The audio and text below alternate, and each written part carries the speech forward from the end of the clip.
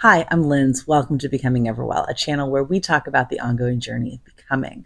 In today's life learning episode for Midlife You, it's about when your child's growth inspires your growth. I make sense of life by writing about real everyday stuff that makes us who we are. Some of these snapshots are fun, some are more serious. Maybe they'll open up something in you too. Let's grow. In my son's closet, we keep a shoebox of his many retired eyeglasses. He's only 11, but every year since he was 3, he's grown into the need for a new pair or two. And each pair for me echoes a younger version of him, wistfully reminding me of his darling face throughout his childhood stages. That box of glasses manifests a world of valuable memories, which is why I won't let it go. Recently, he asked about getting contact lenses. He's gotten sportier, and glasses aren't ideal. My husband, whose eyesight my son inherited, jumped entirely on board. I, on the other hand, acted like I was on board, but then stalled in making the eye doctor appointment. Even when my son and husband inquired a few times about when it would be, I evaded it. Eventually, when the annual reminder for his eye checkup surfaced, I scheduled a visit. Part of it is that I like my son's appearance with glasses. They suit his sweet face and his earnest disposition. But it's not just that. On the December day when he got his first pair of specs, his reaction to vividly seeing twinkle lights on the neighborhood homes will live in my heart until the end.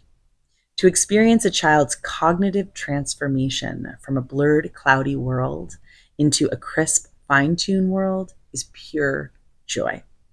With those glasses on, he became wildly in awe of his surroundings and narrated all of it, which inspired the rest of us to perceive that same world with more wonder and gratitude. Subconsciously, I suspect that his glasses symbolize for me his joyful spirit. He's a little person whose perspective and heart I adore as is. My bizarre instinct to stall his desired shift to contact lenses was likely, upon reflection, a masked attempt to preserve him for my comfort. Now, I'm trying to stay present and keep on pace as my kids mature. I'm trying to honor them as the people they are today, not the littler kids of my memories and not their future versions that I imagine. I'm trying to learn from them about their perceived experiences more than I rely on what I think I know from my recollection of being their ages.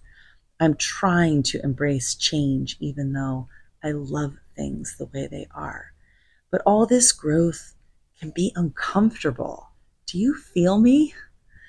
Needless to say, and despite my passive effort to thwart it, the appointment happened, and within weeks we returned for the fitting of his new contacts.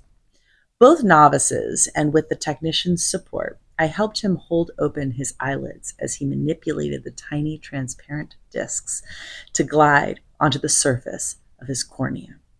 Admittedly, I've spent the bulk of my life obliviously privileged with seamless eyesight. The sensation of poking and prodding eyeballs is unfamiliar. It took many tries, but he kept at it. And although I had no relevant experience with which to coach him, eventually, with his own efforts, he figured it out. Then he figured out how to pluck them off. My eyes watered just watching on. As we walked out of the office and drove home, his glasses no longer on his face, I took in my child, who described his new sensation of freedom, normalcy, and excitement to finally wear sunglasses. Back home, he's independently managing the cleaning and caretaking of them. In a total twist of my expectations, these new contacts have brought for me a heightened respect for my child. Sometimes we look at our kids and can't understand how they've become these bigger, more capable people from the littler, helpless versions they once were. In the everydayness of parenting, we're somehow immune to the obvious markers of growth.